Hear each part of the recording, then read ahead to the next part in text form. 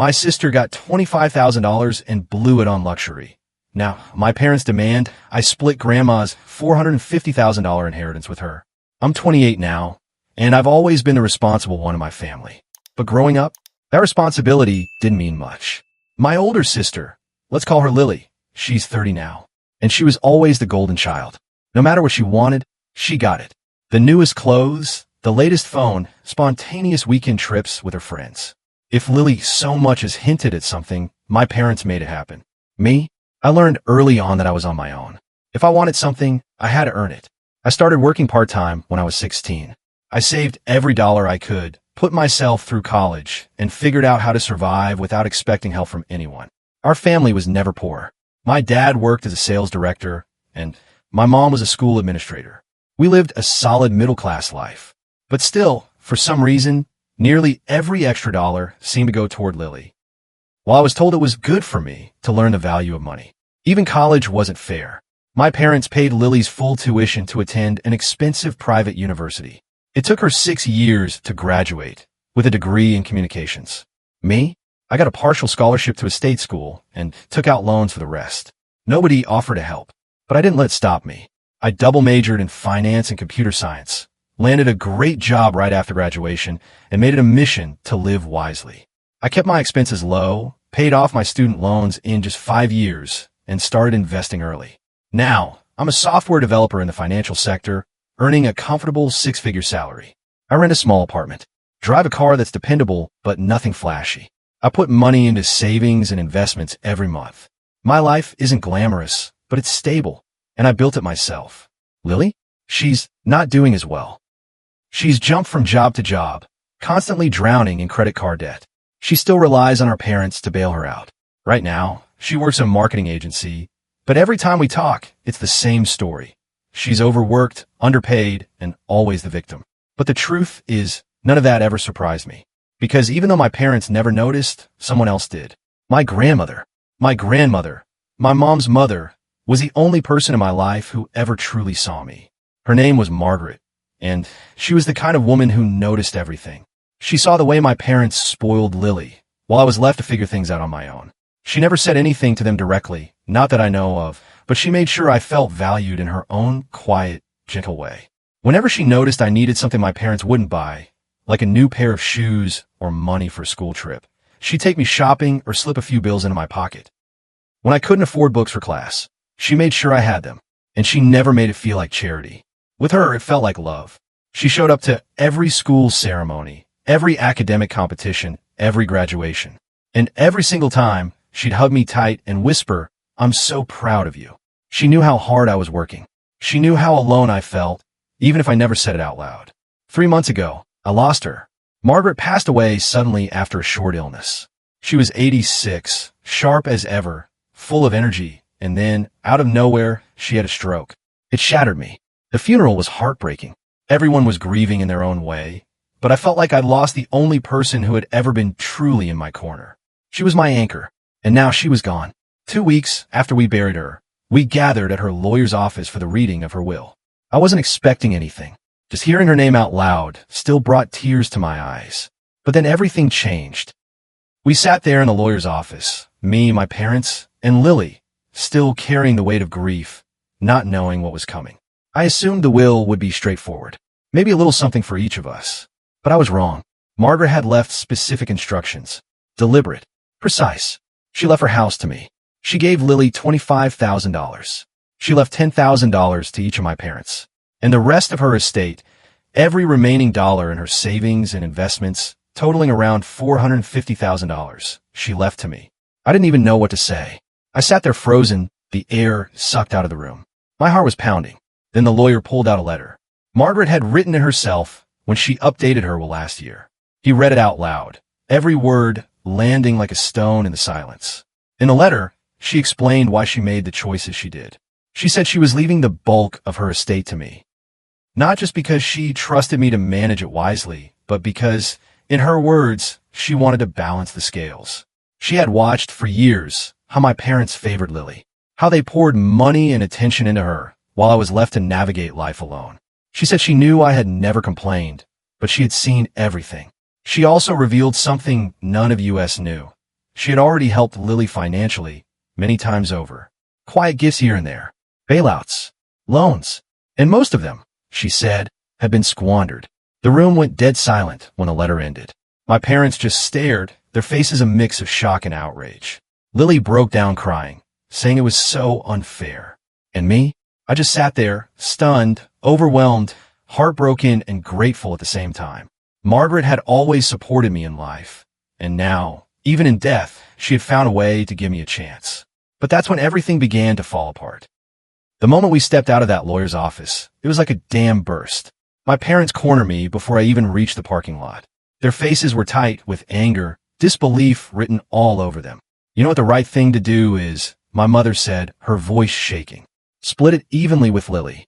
My father chimed in, insisting that Grandma had clearly been manipulated. Or worse, she must have been senile. She wasn't in her right mind, he said. That's not who she was. But they were wrong. Margaret was sharper at 86 than most people in their 40s. She was still working part-time, balancing books for a small business up until the year before she passed. She did crossword puzzles in ink and beat everyone at board games. Her mind was as clear as ever. Lily, oh Lily, she was flipping back and forth between sobbing and shouting. She needed me to have that money, she wailed. You don't even need it. This is so messed up. I stood my ground. I told them what I'd been holding in for years. This was Grandma's decision, not mine, and I would honor her wishes because she was the one who truly saw me. She was the one who understood what I had gone through. And then I snapped. All those years of swallowing hurt, of being told I was strong enough to manage without help, finally spilled out.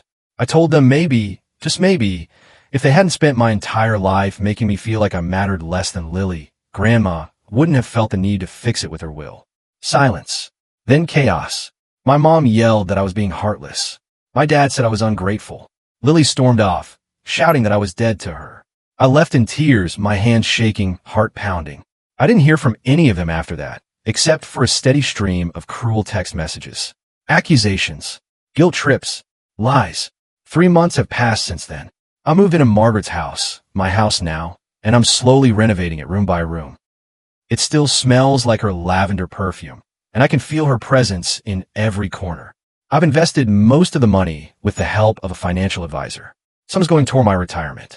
Some I've set aside for a dream I've had for years, starting my own business. Lily?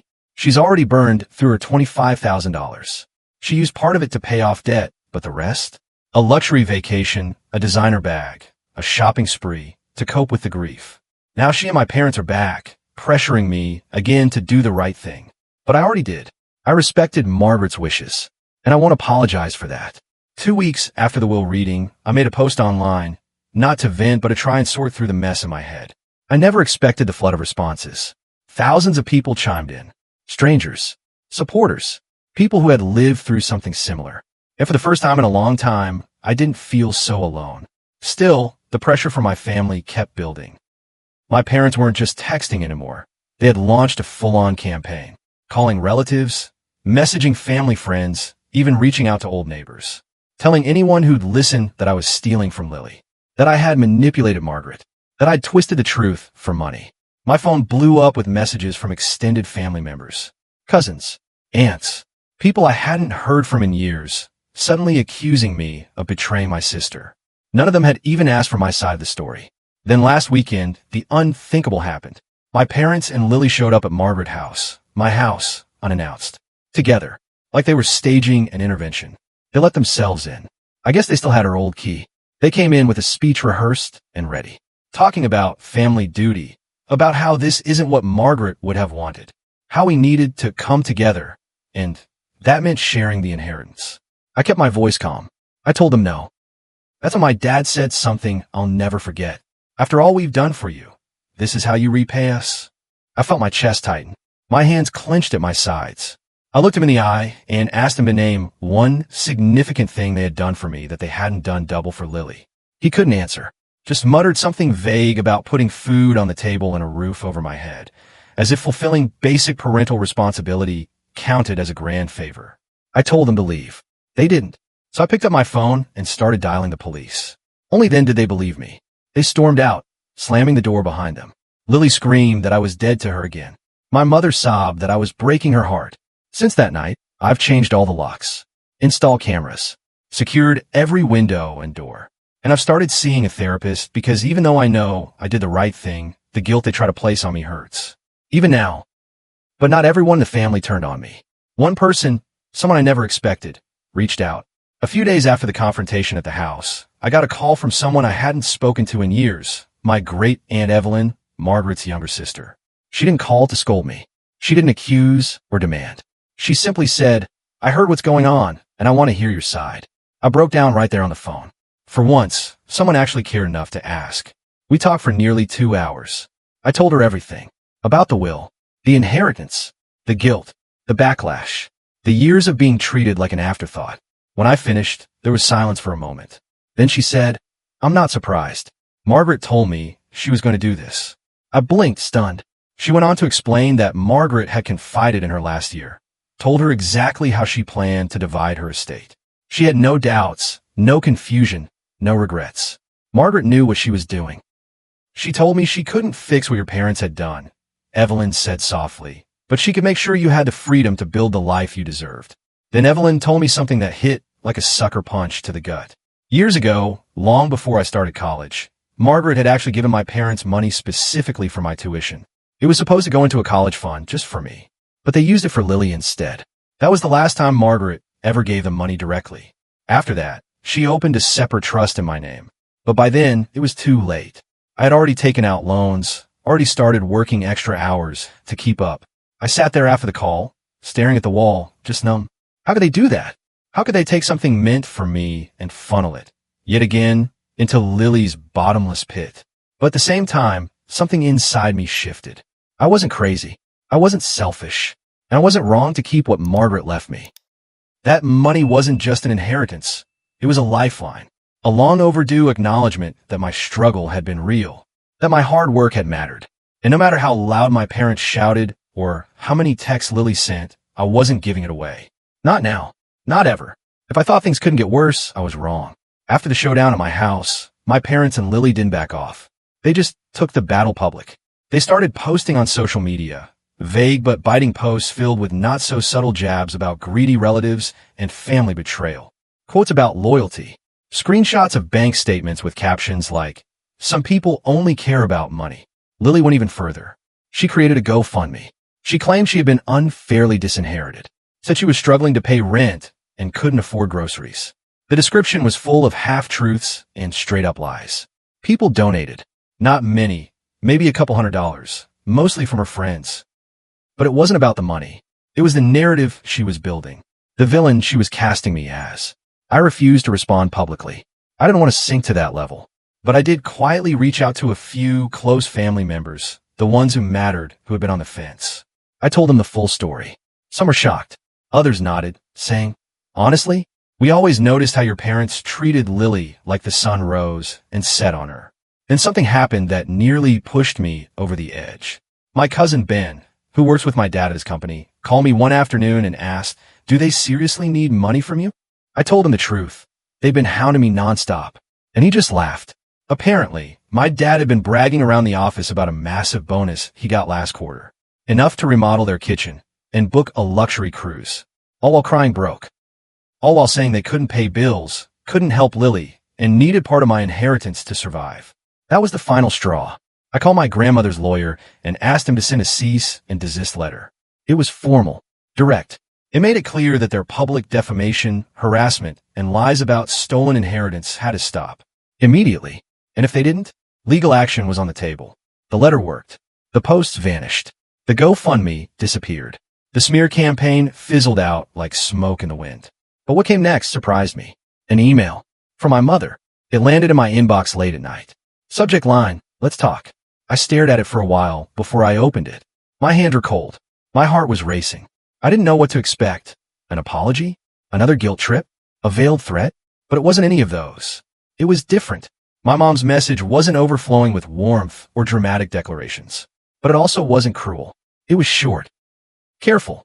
Almost like she was testing the waters. She wrote, "We may have overreacted to the will. I think we were just shocked.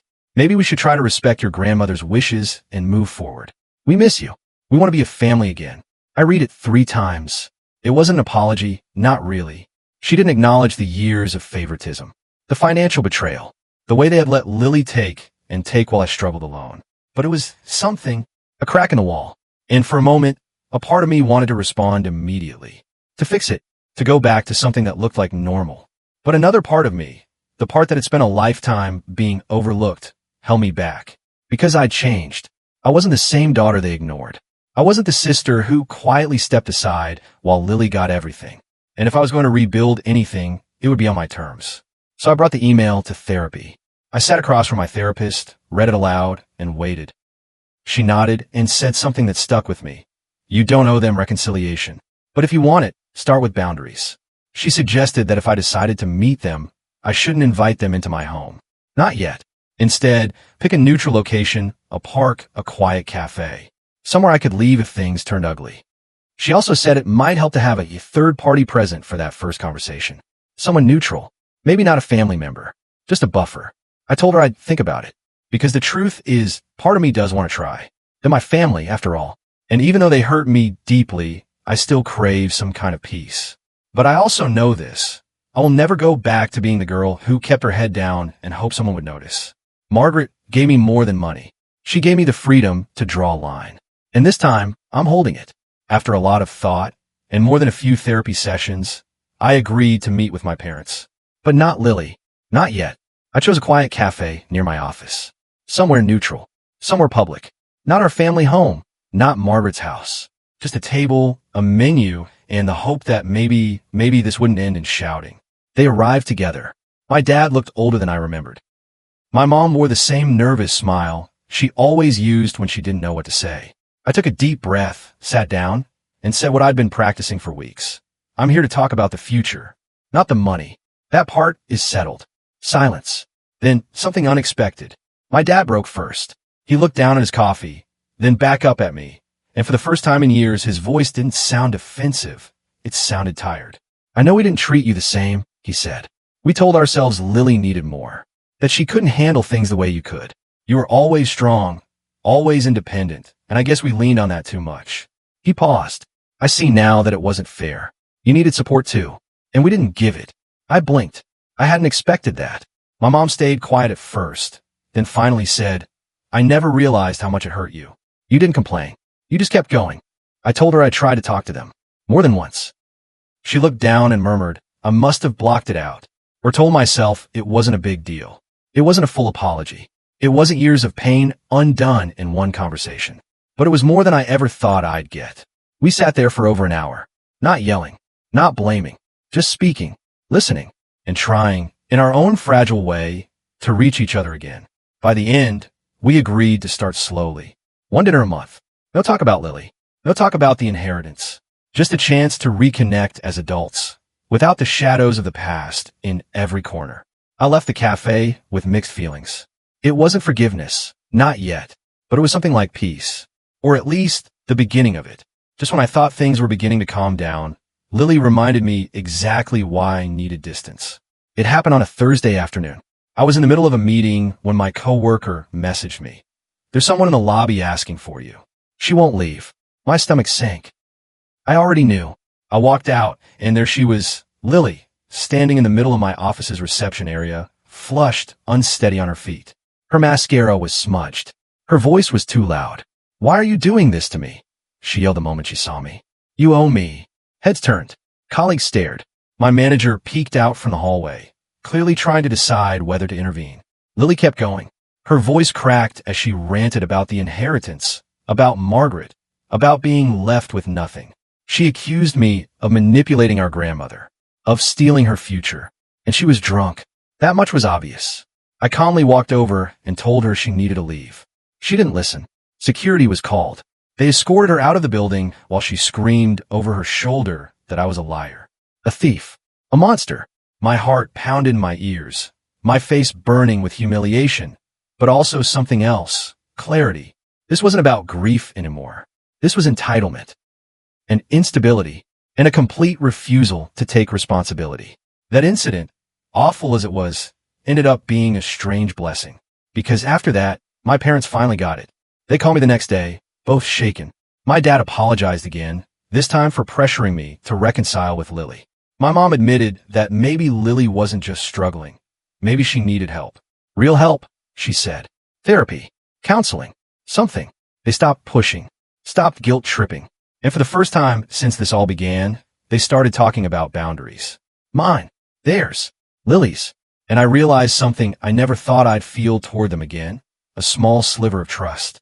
Meanwhile, I started to connect with people who had known Margaret, friend from her church, her book club, even a few families she'd quietly helped through tough times. They told me stories I'd never heard, about how she paid for someone's medication, how she helped a teenage girl go to community college, how she always made time to listen. The more I learned, the more I knew I had to use this gift wisely. Not just the money, but the legacy. The house finally feels like home.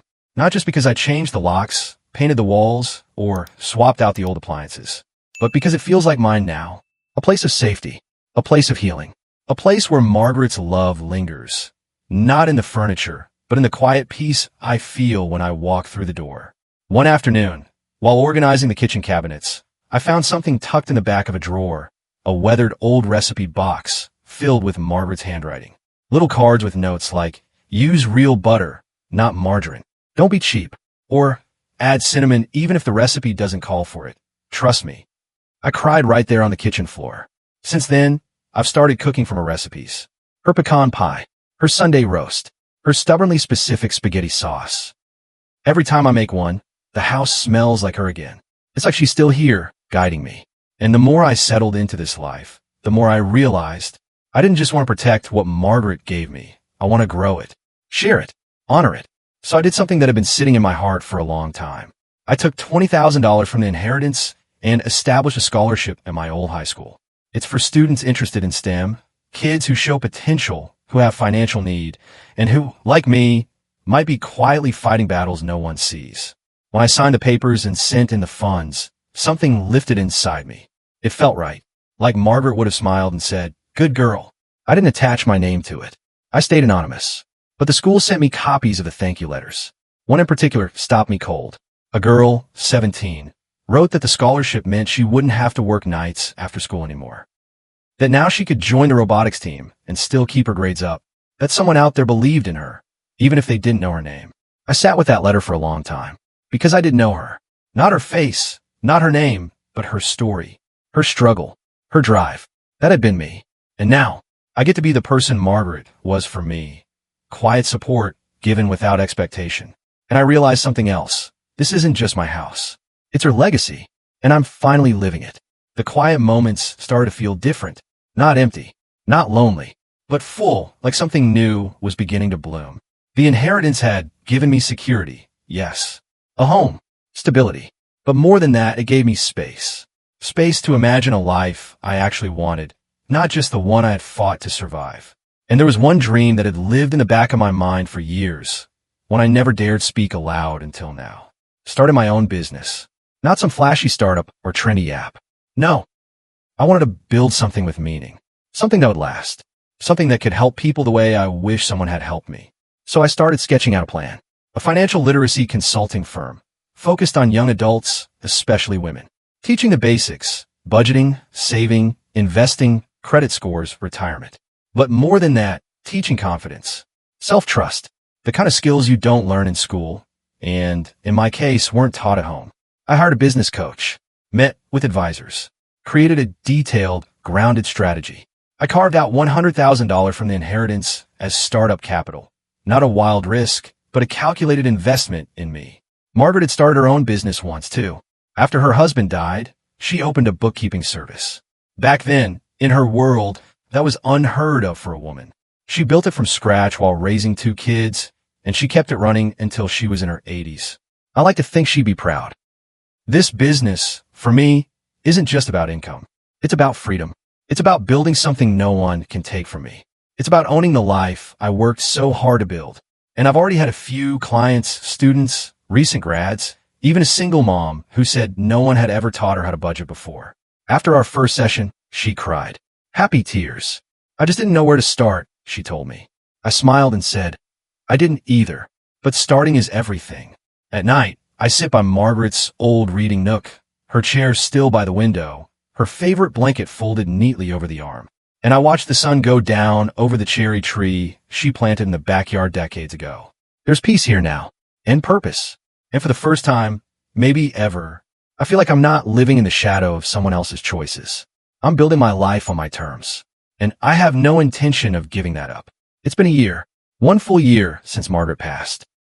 1 year since the world cracked open and I had to decide what kind of person I wanted to become when everything familiar fell apart. And now, standing here, I can finally breathe. The scholarship I started in her name has already helped 3 students begin their college journeys. I remain anonymous, but I get to read their letters, words filled with gratitude, ambition, and dreams just waiting for a chance. One letter from a girl studying engineering hit me the hardest. She wrote that the scholarship meant she didn't have to work nights anymore, so she could focus on her grades and even join a research team. Reading her words, I thought about who I used to be. The girl working late shifts, skipping meals, grinding just to survive, and I realized something. That girl didn't just endure. She built this. My relationship with my parents has softened. We now meet once a month for dinner. We talk about work, about the weather, about memories. There are no more arguments about the inheritance. No more pleas for Lily. Sometimes my dad apologizes without me prompting him. Specific apologies, not vague regrets. He's starting to understand. Maybe even see me. My mom, she's slower, but she's trying. And sometimes that's enough. As for Lily, that's been more complicated. After her breakdown in my workplace, she spiraled for a while, lost her job, racked up more debt. But finally, my parents stopped enabling her.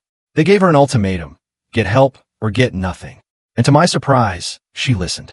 She entered a financial counseling program, got therapy, started facing her demons instead of running from them. And 3 months ago, she reached out to me. For the first time since everything happened. Not to ask for money, to apologize. We met at a park. Neutral ground. No yelling, no accusations.